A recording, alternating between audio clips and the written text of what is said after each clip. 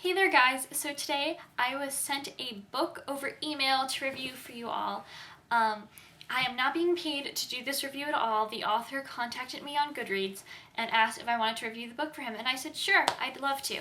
The book is called Dear Mr. Alien, and it is by Yannis Karatorsaris. This is the cover of the book. It's very, very cute. I like it a lot. And the book is about an 8-year-old boy named Paul living in Athens, Greece, and just letters to Mr. Alien. Paul starts writing letters to Mr. Alien because his teacher, Mr. Nick, says that they're going to write a letter to the alien before the world ends in December of 2012. And Mr. Nick will send the letters off to NASA and so they can get their answers. So Paul does this, of course, and his letters start off so very cute. He's explaining everything to the alien since this is a foreign world to him, and the alien clearly doesn't know anything.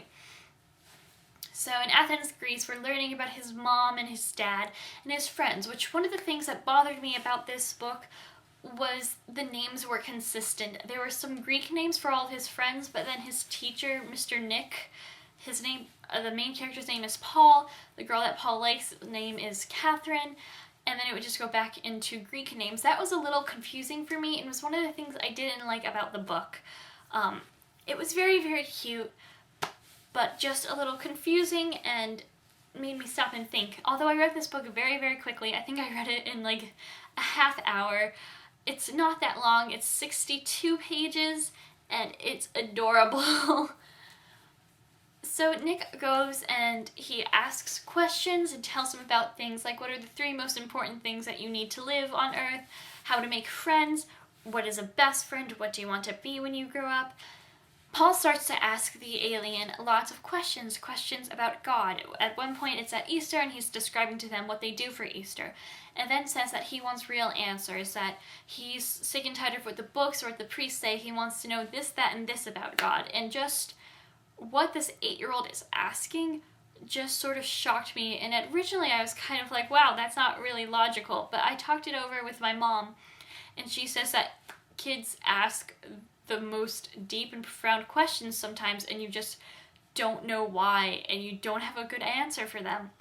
There's some parts of this book that, although I really loved the cuteness of it and it had me laughing out loud, at one point when Paul is talking about best friends, he writes a little PS saying, I've heard that a dog is a man's best friend, but I don't know if that really counts. Also, diamonds are a woman's best friend too, but I don't know for that either.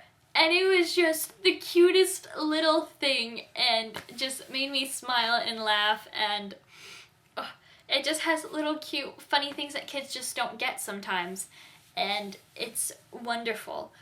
One of the things I didn't like though was that at one point Paul talks about the crush on the girl he has. Her name is Catherine, and is describing her, and keep in mind they're only 8 years old, maybe 9 by the end of the book. It doesn't really ever go over when Paul's birthday was, even though the letters take place over more than a year.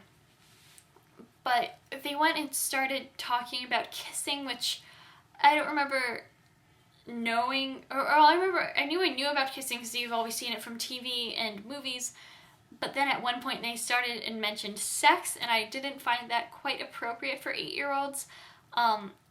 I mean, personally, I didn't know about sex when I was 8 years old, so I was just a little shocked by that at first, but then it was sort of like oh, you don't really get what that is.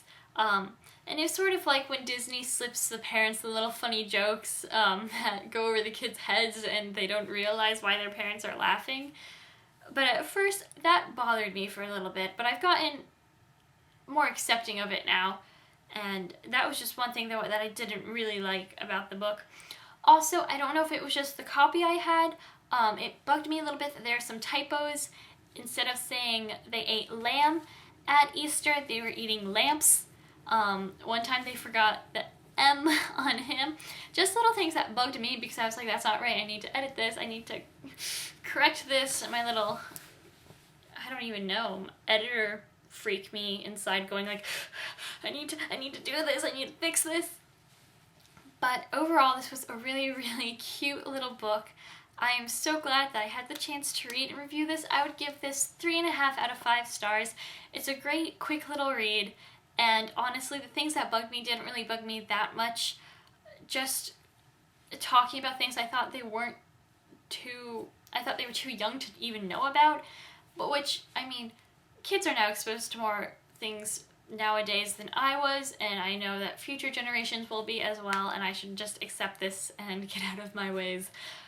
But honestly, like, they don't bother me now. I'm very glad I took a break from all of my studying and read this book, and I want to thank Yannis so much for giving me the opportunity to review this book. It was just really great, and I read it really, really quickly, and it was just the perfect thing to clear my head. So definitely check this out if you get the chance.